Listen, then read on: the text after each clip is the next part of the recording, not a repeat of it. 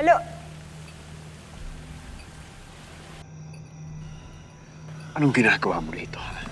Anong ginagawa mo dito? Tawag mo, demonyo ka! Ako ang demonyo. Ah! Nakita ko lahat, Glenn! Ang lahat ng ginawa mo! At hindi ko alam kung paano ako nakapagpalaki ng halimaw na katulad mo!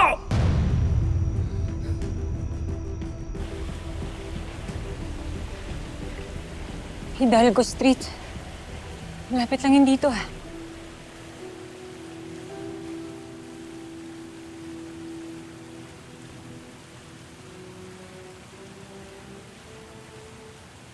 Hindi mo alam?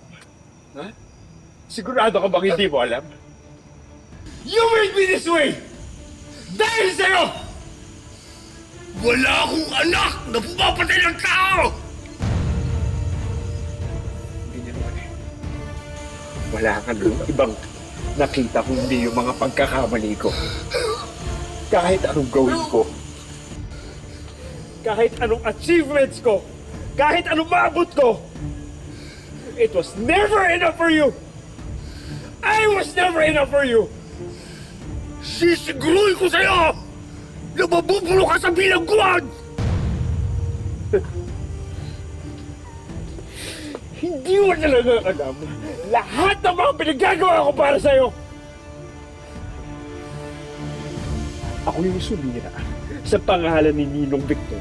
Para manalo ka sa eleksyon, I handed you that position on a silver platter! Dapat ka magpasalamat ka sa akin eh! Demonyo ka! Wala akong anak din demonyo! Hayop ka! Ayan!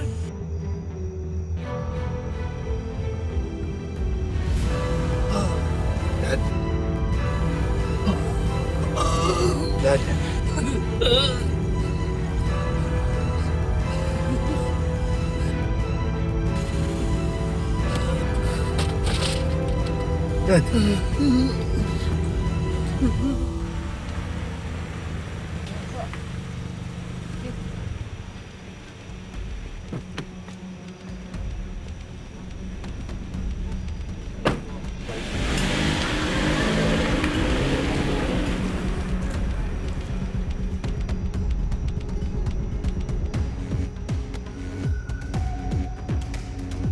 Kuya, pwede mo magtanong?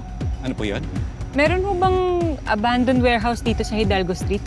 Parang wala, ma'am eh. Puro bahay-bahay lang dito eh. Baka ibang Hidalgo yung hinahanap ninyo? May iba pa po bang Hidalgo Street dito? Opo, yung extension. Baka doon po yung hinahanap ninyo. Saan po ba yun? Dumiretso lang po kayo, unang kanto kanan. Diretso unang kanto kanan. Sige, salamat po. Okay, Thank you. sige.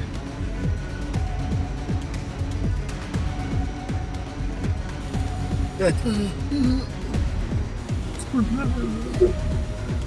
Dad, kailangan mo to. Dad. Kailangan mo to, Dad. Kailangan mo inumin to. Dad.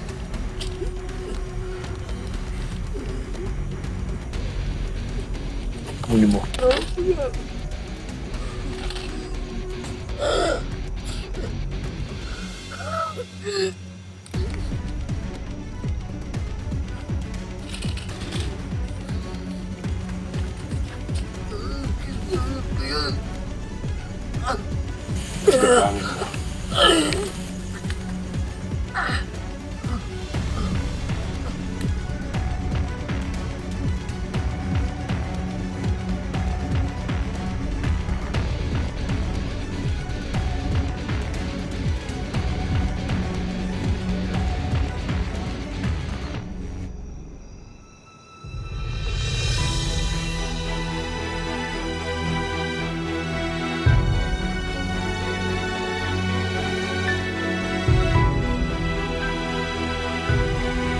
From now on, huwag mo na akong pakialaman sa diskarte ko, ha? We have to do something about this. Ano gusto mong gawin ko?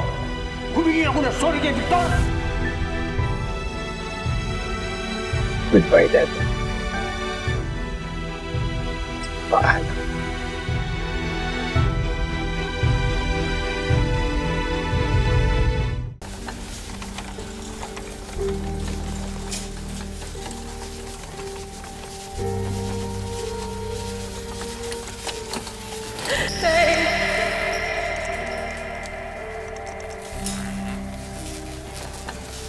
Laban ka, Tay.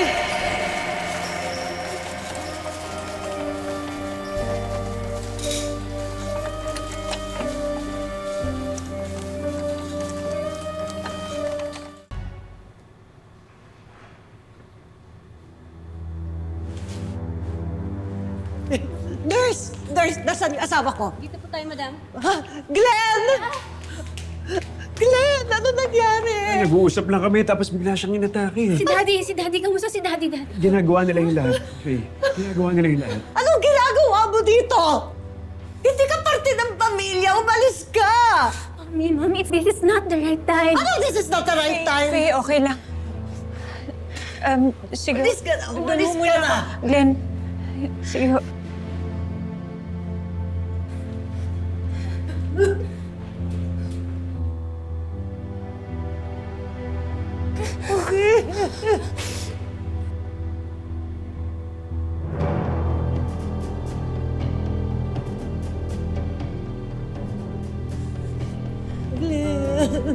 Glenn? I came as soon as I heard.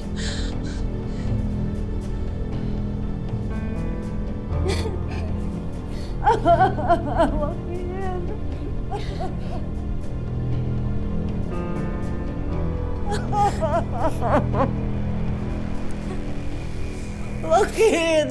Buti na lang dyan, di-discharge na rin ako bukas, sabi ni Doc. Board na board na rin ako dito eh. Salamat Boss! naman, makakabalik. Boss! Oh, boss!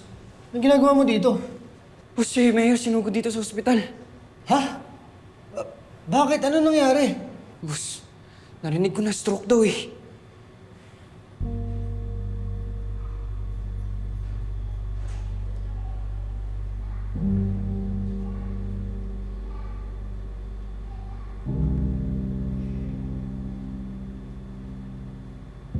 Di ba alam mo, itinakwil ang nanay mo ng lalaking nakabuntis sa kanya. Opo, Lola. Bakit po? Dahil ang nakabuntis sa kanya ay si Mayor Guerrero. And that time, iiwanan ko lahat para sa kanya. Pati na ang asawa ko, Sofia.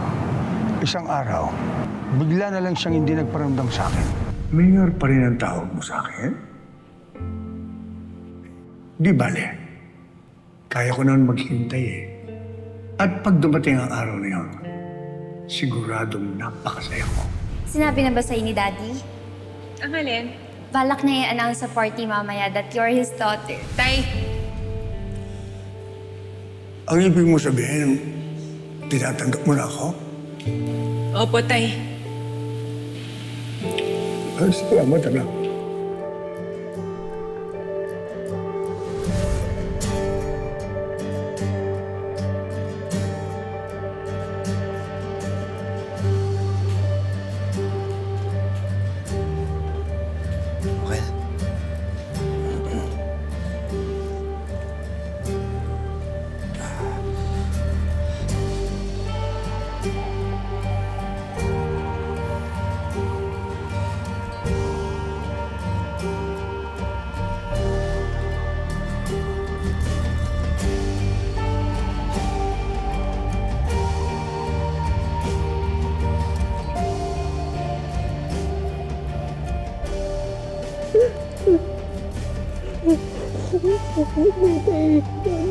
Okay.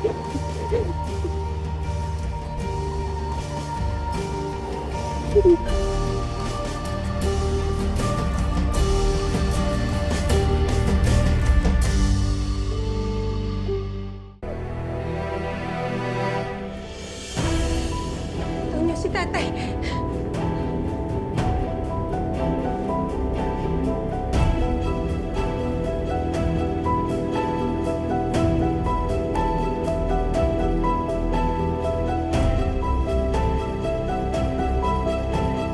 Ano na, Doc? I'm sorry.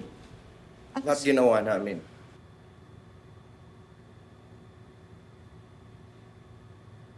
Wala na po si Mayor. Ano? Hindi! Dok! Hindi! Bumalik ka daw. Tingnan mo ulit, Dok. Hindi! Hindi, Dok! Ay, ano? Ang dami mo! Hindi ko yan! It's gonna be okay. It's gonna be okay.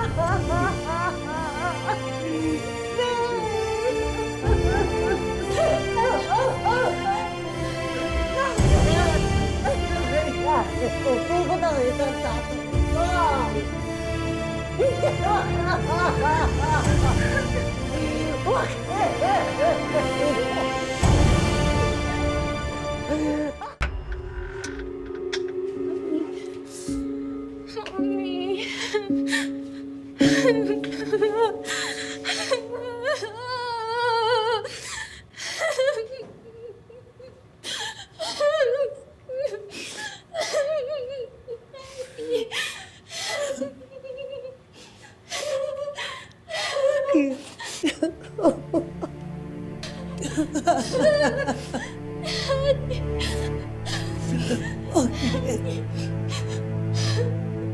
Mommy.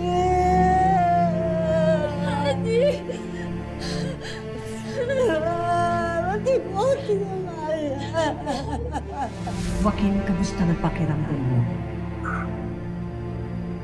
Okay lang, Mia. I'm just grateful na buhay pa ako mamaya. I'm sorry, I should have listened to you.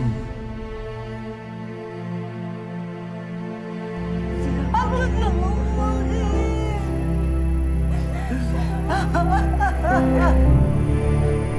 Diba, I promise na tutulungan kita sa campaign. So, what can I be of service? Hi! Magkita tayo sa darating na eleksyon, ha?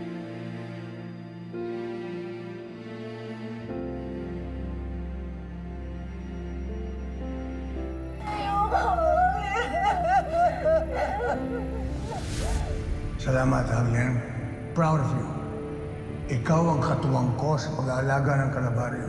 Nagkatahanded to you, son. You're already learning the ropes. For sure. Magandang image mo sa press.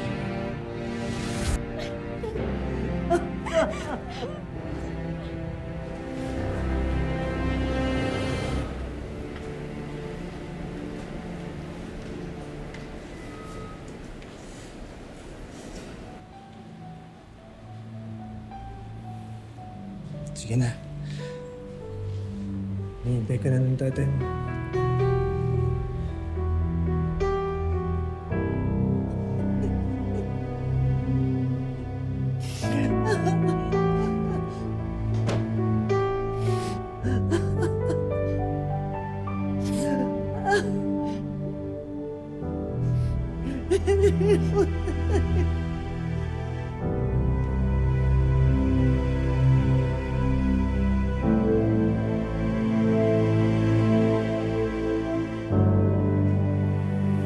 Tay, Tay? Totoo bang narinig ko? Tinawag mo akong tatay? simula po ngayon, tanggap ko na may tatay. Salamat, anak.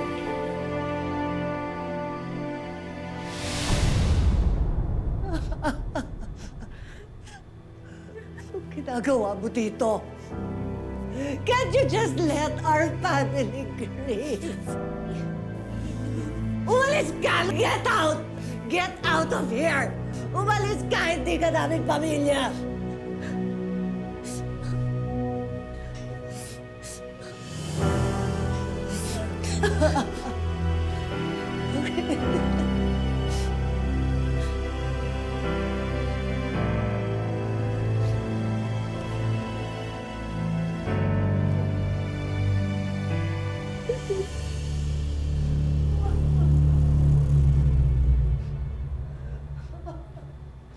I think alam ni Bobby kung nasan siya. Bobby? Bobby? Bakit si Bobby? Ay kasi ho, kanina, narinig ko si Bobby kausap niya si Mayor sa telephone. Tapos, tingnan niyo ngayon, wala di ba? Umalis.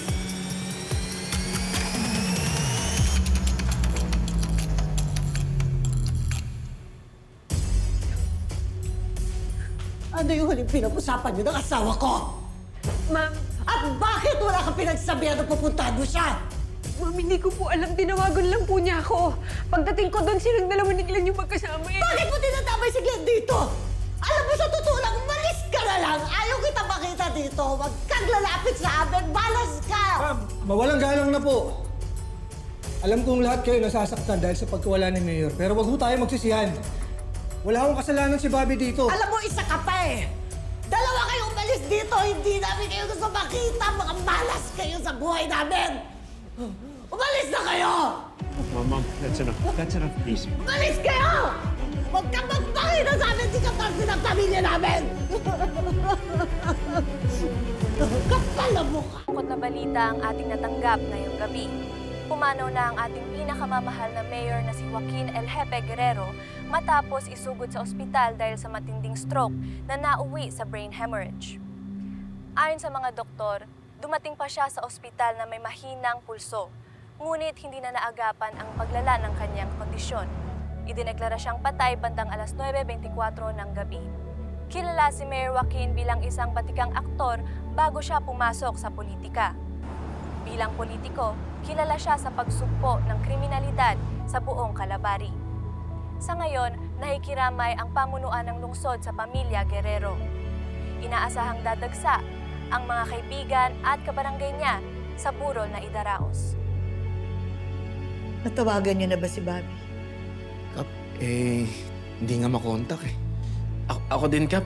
Sinusubukan kong tawagan pero di talaga sinasagot eh. Siguradong napakasakit nito para kay Bobby, para sa apo ko. Tahan na, Kapitana. I still cannot believe kung bakit binigyan pa ng daddy mo ng mana yung Bobby na yan. Alam mo, sigurado ako ginawa niya yon out of guilt dahil sa pandodoko niya.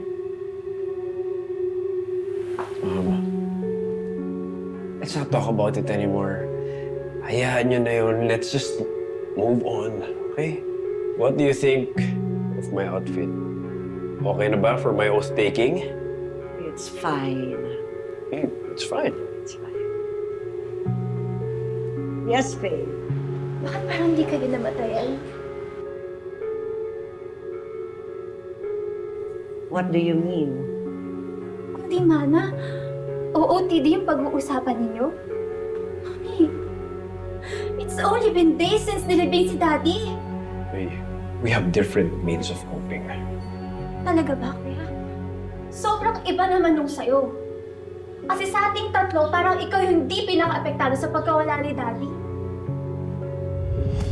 Faye, Let her be, Glenn. It's her way of dealing with it.